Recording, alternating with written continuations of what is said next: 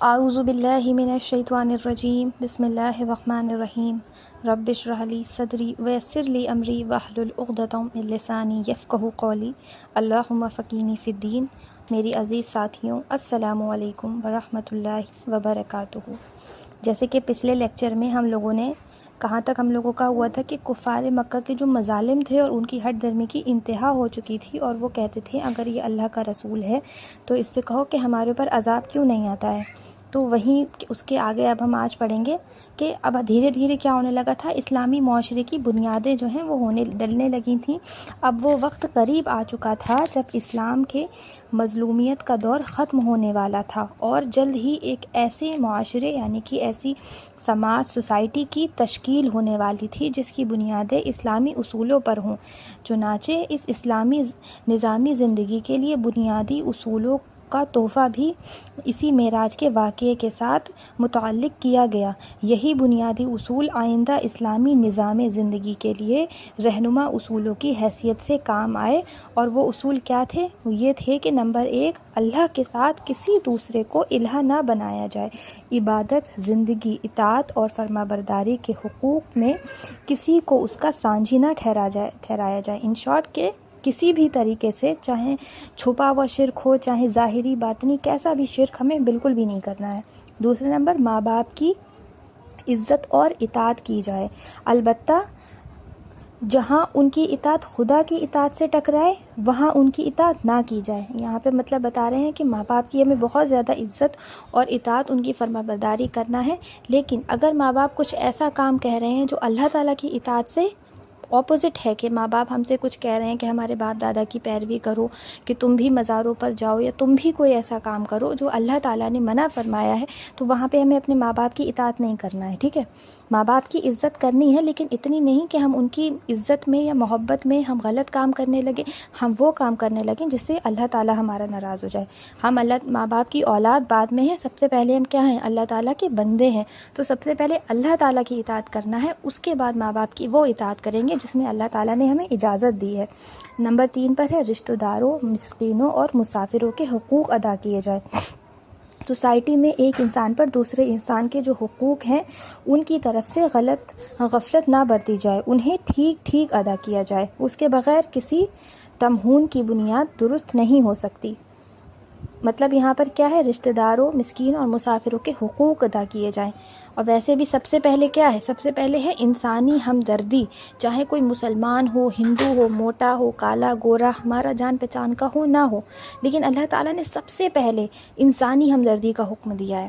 تو کیا ہے؟ ایک انسان دوسرے انسان کے سارے حق ادا کر، چاہے وہ آپ کا رشتہ دار کی صورت میں آپ کے سامنے آئے، کوئی مسکین ہو، غریب ہو، مسافر ہو، کوئی مددگار ہو، چاہے کوئی بھی ہو، ہمیں اس کے حقوق ادا کرنے ہیں۔ جتنا ہم سے ہو سکتا ہے ہمیں اس کے لیے کرنا چاہیے، کیونکہ سب سے پہلے ہمارے اوپر انسانی ہمدردی کا وہ ہے، اس کے بعد ہمیں یہ دیکھنا ہے کہ یہ مسلمان ہے، کون ہے، ہماری جان پہچان کا ہے یا نہیں ہے، ٹھیک ہے۔ چوتھا کیا ہے؟ فضول خرچ نہ کی جائے، خدا کی بخشی ہوئی نعمتوں کو غلط طریقے پر خرچ کرنا شیطانی کام ہے۔ جس سوسائٹی میں لوگ اندھا دھند خرچ کرنے لگیں یا بالکل ہاتھ سکیڑ کر مایا کے سانپ بن بیٹھیں، وہ بھی خوشحال نہیں ہو سکتی۔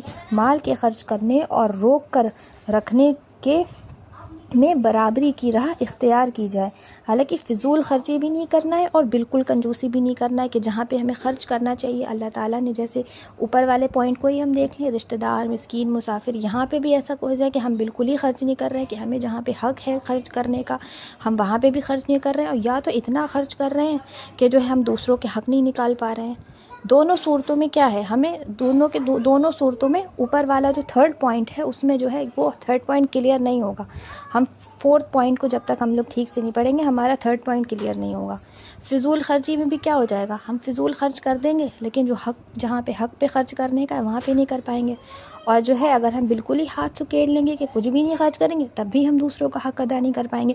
تو ہمیں ایک بیلنس رکھنا ہے، بالکل بھی ہاتھ نہ سکیڑیں، اللہ تعالیٰ نے دیا ہے تو خوش دلی کے ساتھ خرچ کریں، لیکن اتنا بھی خرچ نہ کریں، بے جا خرچ نہ کریں، ایسی جگہوں پہ خرچ نہ کریں جہاں پہ ہمیں ضرورت نہیں ہے، ٹھیک ہے۔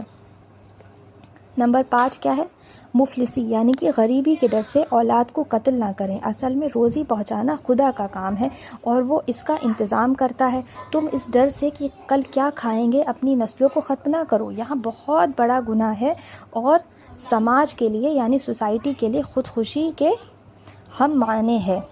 مفلسی کے ڈر سے یعنی کہ غریبی کے ڈر سے اولادوں کو قتل نہیں کرنا چاہیے. پہلے زمانے میں لڑکیوں کو مار دیا جاتا تھا، یا بہت سے لوگ تو اولاد کو ہی مار دیتے تھے جیسے ہی انہیں پتہ چلتا تھا کہ ان کے یہاں اولاد آنے والی ہے، یا پیدا ہوتے ہی مار دیتے تھے اس ڈر سے کہ ہم کیا اللہ اس کو کھلائیں گے. حالانکہ اللہ تعالیٰ نے تو وعدہ کیا ہے، رزق کا وعدہ اللہ تعالیٰ نے کیا ہے.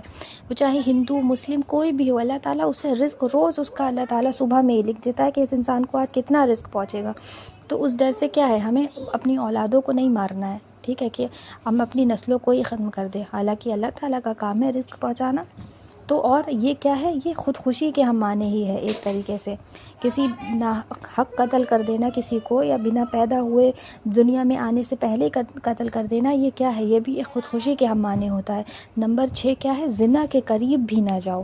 صرف یہی نہیں کہ اس گندے کام سے بچتے رہو، بلکہ ان تمام حرکتوں کو بھی ختم کرو جو اس ناپاک کام پر اکساتے ہیں. جو سوسائٹی سماج اس لعنت سے پاک نہ ہوگی وہ خود اپنی جڑ کاٹے گی اور بہت جلد تباہی سے دوچار ہوگی. زنا کے قریب بھی نہ جاؤ. صرف زنا یہ نہیں ہوتا ہے کہ کسی کے ساتھ کوئی فزیکل ہم ہو جائیں، یا کچھ کسی غیر محرم کو دیکھنا، اس کے لیے کچھ بھی ایسے غلط خیالات یا کچھ بھی، ہر طریقے کا زنا ہوتا ہے نا. آنکھوں کا بھی ہوتا ہے، اور کیا کہتے ہیں ہاتھوں کا بھی ہوتا ہے، انسان کی سوچ کا بھی ہوتا ہے گناہ. انسان اپنے دل میں کوئی غلط بات سوچ رہا ہے کسی اور کو لے کے، تو وہ بھی زنا میں ہی تو ہماری آ جائے گی، ہے نا.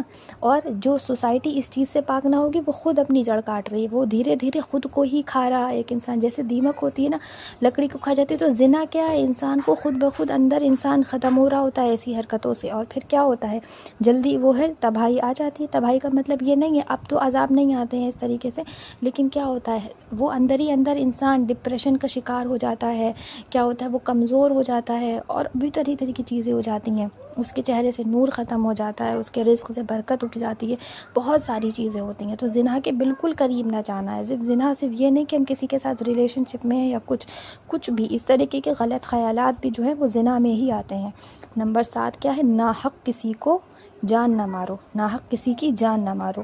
جس سوسائٹی میں لوگوں کی جان محفوظ نہ ہو وہ کبھی خوشحال نہیں ہو سکتا. امن کی حالت کے بغیر کوئی تمہن ترقی نہیں کر سکتا. اس لیے سب سے پہلے لوگوں کی جان اور مال سے تحفظ کا انتظام ضروری ہے. کسی کو ناحق قتل نہ کرو. جس سوسائٹی میں لوگوں کی جان محفوظ نہ ہو وہ کبھی خوشحال نہیں ہو سکتی. ظاہر بات ہے، جہاں یہی نہ پتا ہو کہ کب کس کو کس وجہ پہ مار دیا جائے تو لوگ اس سوسائٹی کے کیسے خوش رہ سکتے ہیں. ہر وقت تو لوگوں کو اپنی جان کا خطرہ رہے گا. حالانکہ مرنا سب کو ہے، لیکن کسی کو یہ پتہ چل جائے کہ کوئی انسان کبھی بھی ہمیں آ کے مار سکتا ہے، ناحق ہمیں قتل کر سکتا ہے، تو وہ سوسائٹی کبھی خوشحال نہیں رہ سکتی، ہے نا. تو ہمیں بہت زیادہ اپنی جانوں کے تحفظ کا انتظام کرنا چاہیے کہ بھائی کوئی کسی کو ناحق نہ مارے.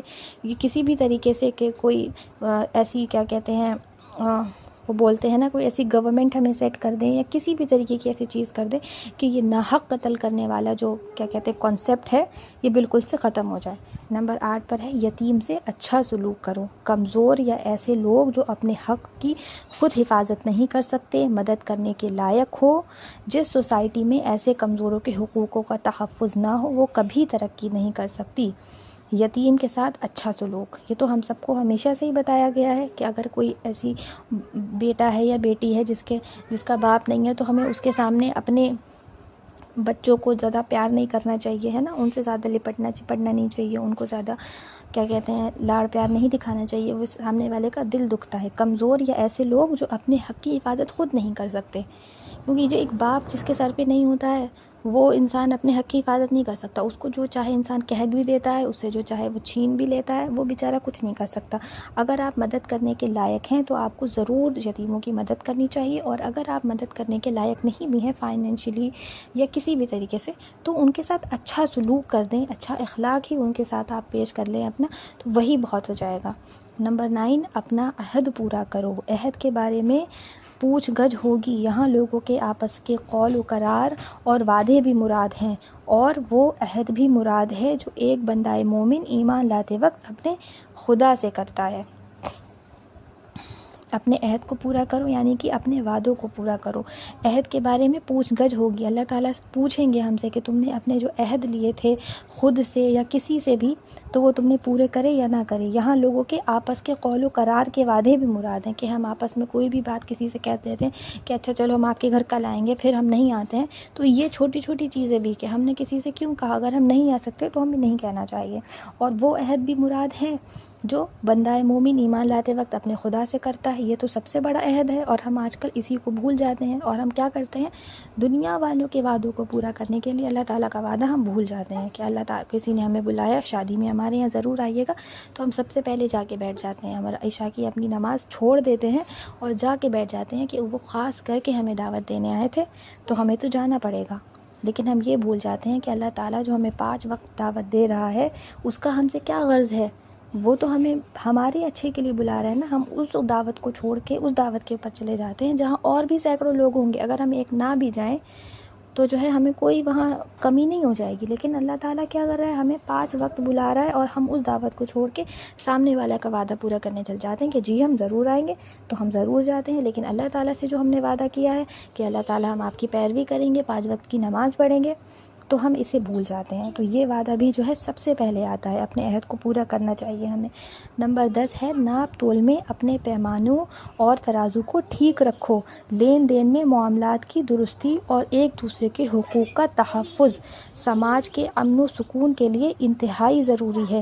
جہاں لوگوں کو ایک دوسرے پر اعتماد نہ ہو اور لوگ دوسرے کے حقوق غصب کرنے یعنی ناجائز قبضوں پر درپے ہوں، وہاں کبھی ایک دوسرے پر اعتماد اور خوشگواری کی فضا یعنی کہ رونق پیدا نہیں ہو سکتی۔ ناپ تول کو اپنے پیمانوں اور ترازوؤں کو ٹھیک رکھو، یعنی کہ اپنے کاروبار میں جو ہے ایماندار رہو۔ یہ نہ ہو کہ کسی نے تھوڑا سا بھی انسان اگر بچا لیتا ہے تو سوچتا ہے پتہ نہیں ہم نے کیا بچا لیا، وہ تھوڑا سا آپ کا بچ کے زندگی بھر آپ کے کام نہیں آئے گا، لیکن اس تھوڑے سے میں جو آپ نے کیا کہتے ہیں گمن کیا ہوتا ہے نا، اس کی سزا آپ کو آخرت میں کتنی بڑی دینی پڑے گی۔ اس انسان کو ہو سکتا ہے آپ کو اپنی ساری نیکیاں دینی پڑے، جس کے آپ نے تھوڑا سا جس کے مال میں سے آپ نے ادھر ادھر کیا ہے، کیا پتہ آپ کو ساری نیکیاں دینی پڑ جائیں، ہے نا۔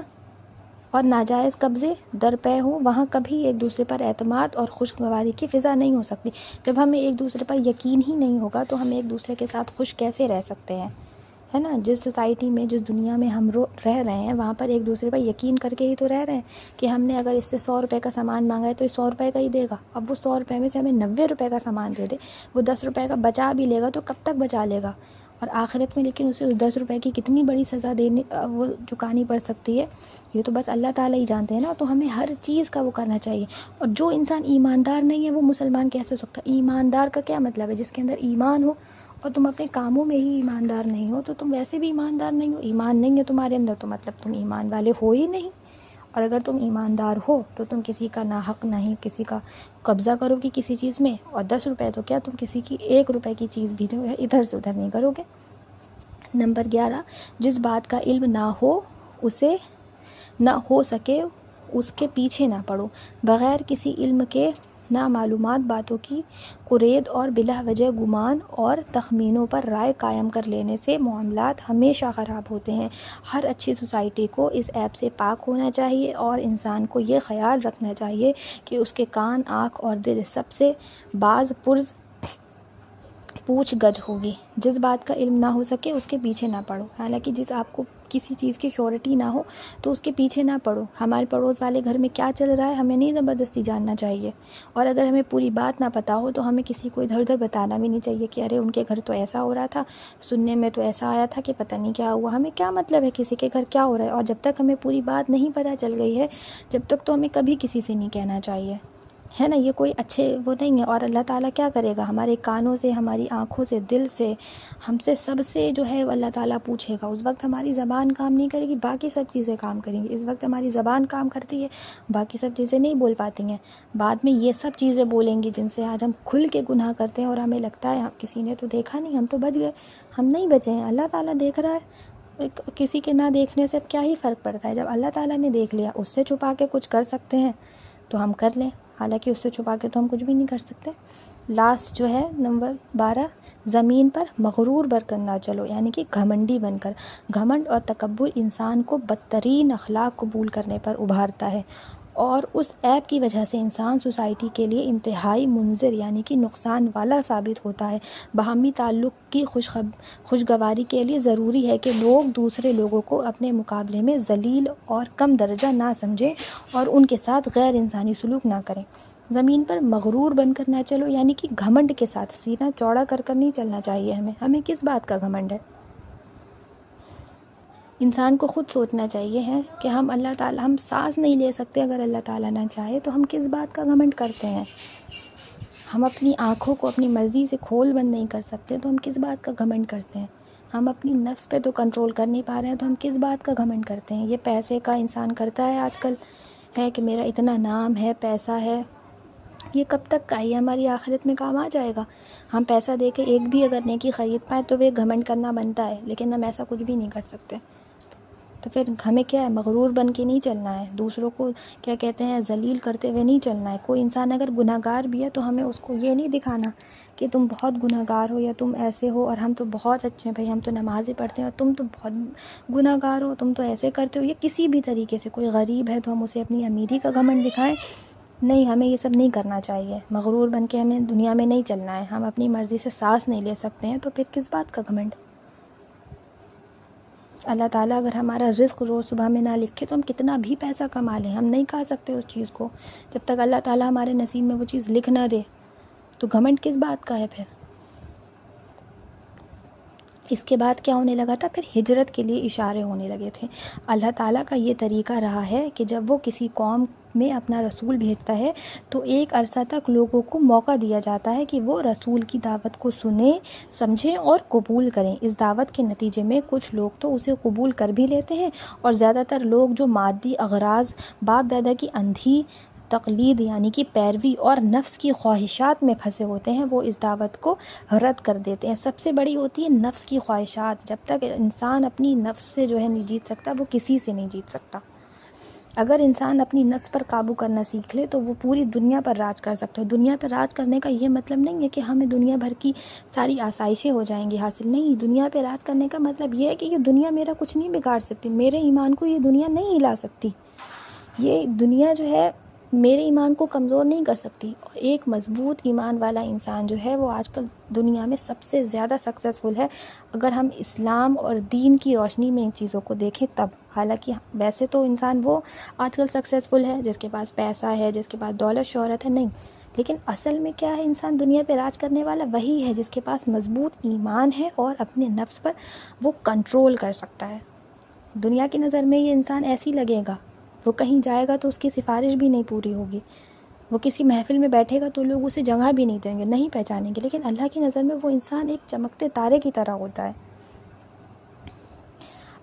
اب نفس کی خواہشات میں پھنسے ہوتے ہیں، وہ اس دعوت کو رد کر دیتے ہیں اور اس کی مخالفت پر کمر باندھ لیتے ہیں۔ آخرکار ایک وقت وہ آتا ہے جب یہ اندازہ ہوتا ہے کہ قوم میں جو لوگ صلاحیت رکھتے تھے انہوں نے دعوت کو قبول کر لیا ہے، اور اب اس میں سے ایسے لوگ باقی رہ گئے ہیں جو اس دعوت پر کان دھریں اور اس پر غور کریں۔ ایسے مرحلے میں قوم نبی سے معجزے یعنی کہ چمتکار بھی طلب کرتی ہے۔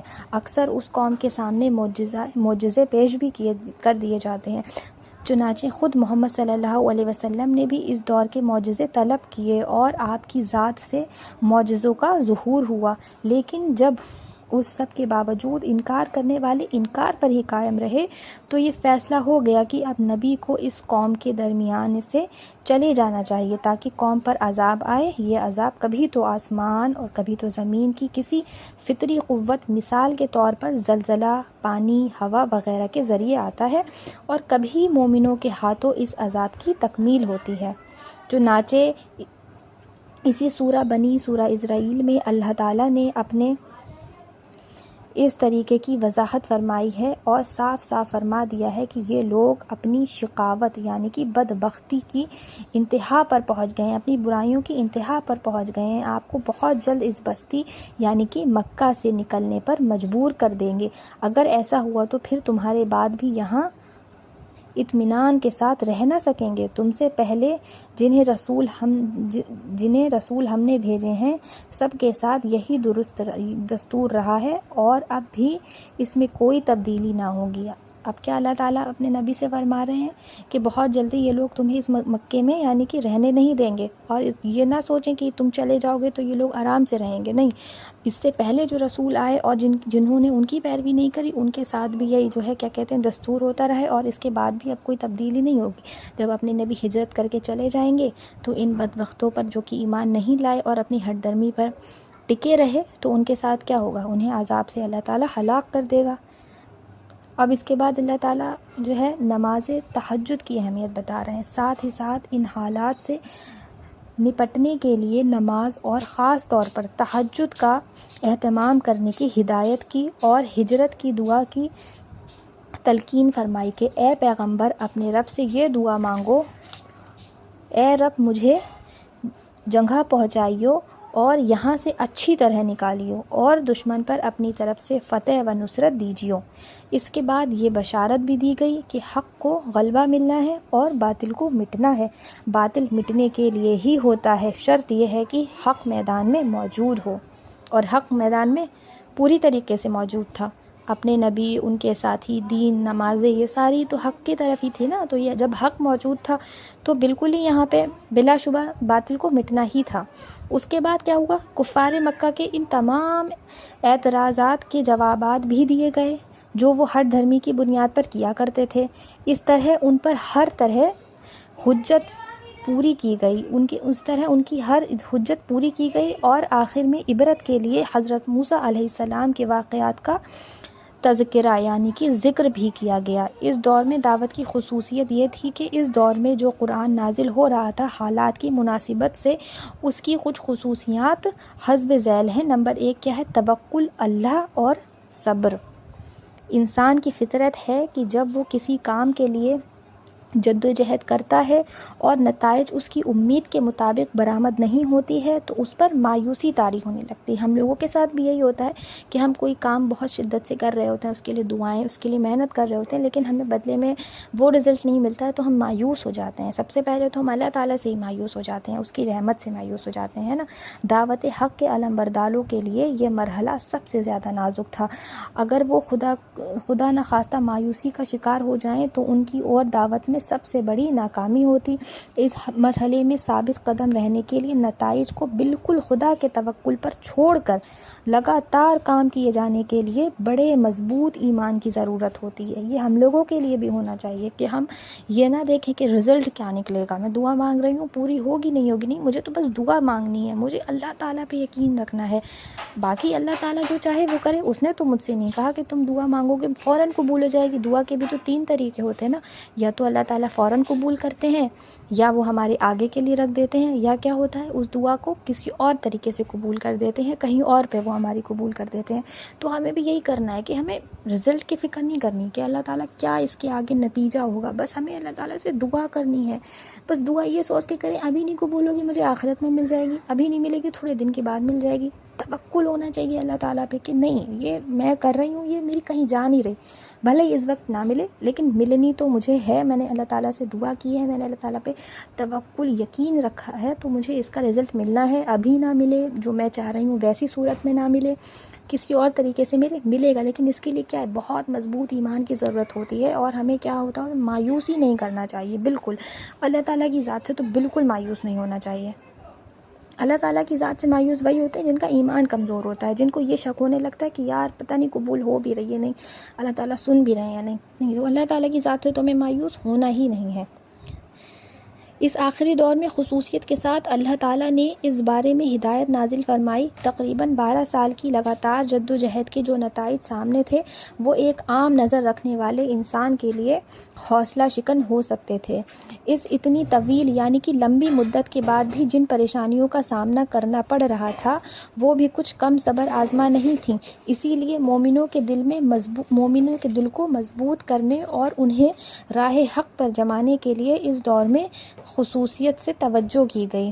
اس بارے میں سورہ عنکبوت کے مضامین کی ایک اچھی مثال ہے اس میں مومنوں کو صاف صاف بتا دیا گیا کہ ابتلا یعنی کہ مصیبتیں اور آزمائشیں تو اس راہ کی لازمی منزلیں ہیں، یعنی کہ اس راہ جو آپ کر رہے ہیں، یعنی کہ جو حق کی راہ ہے، دین اسلام کو آگے بڑھانے کی راہ ہے، اس میں آزمائشیں اور جو ہیں کہ پریشانیاں تو یہ لازمی منزلیں ہیں، یہ تو ہونا ہی ہونا ہے، یہ مینڈیٹری ہے۔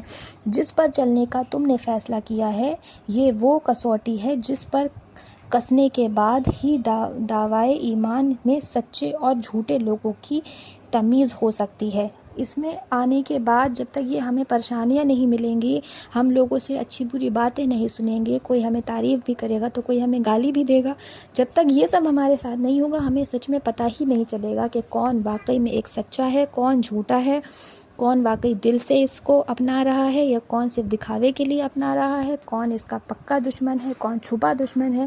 یہ سب ہمیں تبھی پتہ چلے گا جب یہ ساری پریشانیاں ہمارے سامنے آئیں گی۔ لیکن مومنوں کی اس آزمائش کا مطلب یہ نہیں ہے کہ کافروں کی حقیقی معنی میں کوئی غلبہ حاصل ہو رہا ہے۔ یہ نہ سمجھیں ہم کہ ہمیں ہر طرف سے شکست ہو رہی ہے اور ہم جو چاہ رہے ہیں وہ تو ہو نہیں رہا ہے، تو مطلب ہمارا جو کیا کہتے ہیں اپوزٹ سائڈ والے ہیں، ہمارے دشمن ہیں، ان کو غلبہ حاصل ہو رہا ہے، وہ جیت رہے ہیں۔ نہیں، ہرگز نہیں۔ انہیں بھی یہ سمجھ لینا چاہیے کہ خدا کے مقابلے میں وہ بازی نہیں لے جا سکتے، کبھی نہیں لے جا سکتے۔ آخر میں حق کا ہی بول بالا ہو کر رہے گا انشاءاللہ، بشرطے کہ حق پر جمنے والے اپنے صبر اور استقامت سے اپنے کو اللہ کی امداد کے مستحق ثابت کر دیں۔ لیکن جو حق کو ماننے والے ہیں انہیں بھی کیا کرنا ہے؟ اپنے ایمان کو، اپنی استقامت کو اللہ کے امداد میں مستحق ثابت کرنا ہے۔ مومنوں کو بتایا گیا کہ اس راہ میں کتنی ہی گو نہ گو رکاوٹیں آتی رہیں، لیکن ان کو کسی سے بددل نہیں ہونے کی ضرورت نہیں ہے۔ ان سے پہلے جن اللہ کے بندوں نے دعوت اسلامی کا علم یعنی کہ جھنڈا بلند کیا، ان کو بھی ایسے ہی حالات سے گزرنا پڑا۔ اس سے پہلے بھی جو نبی آتے رہے ان کے سامنے بھی یہی ساری وہ تھیں کیا کہتے ہیں پریشانیاں، انہوں نے بھی ان ساری چیزوں کو فیس کیا۔ حضرت نوح علیہ السلام کا واقعہ یاد دلا کر بتایا گیا کہ انہوں نے 950 سال تک کیسے صبر اور استقامت کے ساتھ اپنی قوم کی مخالفت برداشت کی۔ کب تک؟ نوح علیہ السلام نے 950 سال تک۔ اس طرح حضرت ابراہیم، حضرت لوط، حضرت شعیب، حضرت صالح، حضرت موسیٰ علیہ السلام کو ایسے ہی حالات سے دوچار ہونا پڑا، لیکن آخرکار حق کی فتح ہوئی اور باطل کو میدان سے بھاگنا پڑا۔ نمبر 2 کیا ہے؟ نمبر پہلا کیا تھا؟ توکل اللہ اور صبر۔ اس دور میں دعوت کی جو خصوصیات تھیں وہ چل رہی ہیں۔ جو نمبر 1 تھی توکل اللہ اور صبر، نمبر 2 ہے قرآن ایک معجزہ ہے۔ اس سے پہلے ذکر کیا جا چکا ہے کہ کافروں کے معجزہ طلب کرنے پر محمد صلی اللہ علیہ وسلم اور دوسرے مومنوں کے دلوں میں یہ خواہش پیدا ہوتی تھی کہ کاش کوئی ایسا معجزہ ظاہر ہو جاتا جسے دیکھ کر یہ لوگ ایمان لے آتے۔ اس خواہش کے جواب میں اللہ تعالیٰ نے جو ہدایت فرمائی اس کا ذکر بھی اس سے پہلے آ چکا ہے۔ اس موقع پر اللہ تعالیٰ نے اپنے آخری نبی محمد صلی اللہ علیہ وسلم کے سب سے بڑے معجزے کو صاف صاف نشاندہی کی اور لوگوں کو بتایا کہ تم جو معجزات طلب کرتے ہو تمہیں چاہیے کہ پہلے اس معجزے کو تو دیکھ لو جو رہتی دنیا تک انسانوں کے لیے معجزہ ہے۔ رہتی دنیا تک یعنی کہ جب تک یہ دنیا ہے، جب تک ہماری قیامت نہیں آتی اس تک کیا ہے؟ یہ معجزہ ہی ہے، اور واقعی میں یہ معجزہ ہی ہے، اور جس میں ہر عقل اور سمجھ رکھنے والے انسان کی رہنمائی کا سامان ہے۔ عقل اور سمجھ آج کل ہر کوئی رکھتا ہے۔ عقل اور سمجھ کا مطلب یہاں پہ یہ ہے جو ایمان کی عقل رکھتا ہو اور ایمان کی سمجھ رکھتا ہو۔ آج کل دنیا میں کتنے بڑے بڑے اسکالرس ہیں، سائنٹسٹ ہیں، انجینئرس ہیں، کتنے لوگ ہیں، لیکن سب کو ایمان کی عقل اور سمجھ نہیں ہے۔ سب کے پاس وہ آنکھیں نہیں ہیں جو ایمان کو دیکھ سکیں، سب کے پاس وہ کان نہیں ہیں جو ایمان کو سن سکیں، وہ عقل اور سمجھ جس سے وہ ایمان کو دیکھ سکیں، حق کو دیکھ سکیں، یہ دیکھ سکیں کہ اللہ تعالیٰ کے سوا کوئی خدا نہیں ہے، اللہ تعالیٰ کے سوا کوئی معبود نہیں ہے۔ یہ عقل اور سمجھ، یہ معجزہ قرآن ہے۔ حق یہ ہے کہ محمد صلی اللہ علیہ وسلم کو جتنے بھی معجزات عطا ہوئے ان میں سے سب سے بڑا معجزہ قرآن ہی ہے، اور یہ بات آج ہم لوگ بہت اچھے سے جانتے ہیں کہ قرآن سے بڑا اور کیا ہی معجزہ ہو سکتا ہے۔ اس نے ہمیں زندگی جینے کا طریقہ سکھا دیا۔ اسے کیسے پتہ کہ آج 2025 میں کیا حالات چل رہے ہیں؟ آپ قرآن اٹھا کے دیکھیں، آپ پڑھنا شروع کریں گے، آپ کو یہ لگے گا یہ تو 2025 کے حالات لکھے ہوئے ہیں۔ آج کل زمانے میں یہی چل رہا ہے، اسی طریقے سے زنا چل رہا ہے، اسی طریقے سے ہر انسان بالکل بے پردہ ہو کے ناچ رہا ہے۔ یہ معجزہ نہیں ہے تو اور کیا ہے؟